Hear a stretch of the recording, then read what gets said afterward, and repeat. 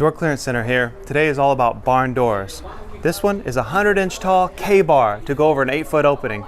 Today we have the black track on there with the black handle, and notice the bumpers at the edge of the track to prevent that door from flying off the rails. This isn't the only finish you can do. You can do it in the clear finish, showing off the character of the pine. This one's on a nickel track. All of our tracks come with a hidden floor guide that screws into the floor.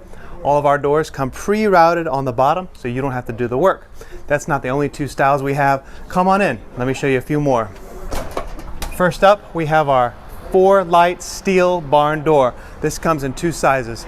Next up, our 2-panel square with a V-groove.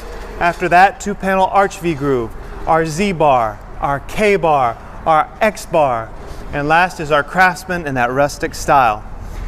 Some of these doors come in various sizes. You can put 2 together with a track connector in the center. If you want more of that modern look, we have these behind me here, specifically these frosted ones. If you're going for that style, or maybe you'd like a commercial door, different video you have to watch. Come on down and get these barn doors for your barn dominium or any other style at the Door Clearance Center.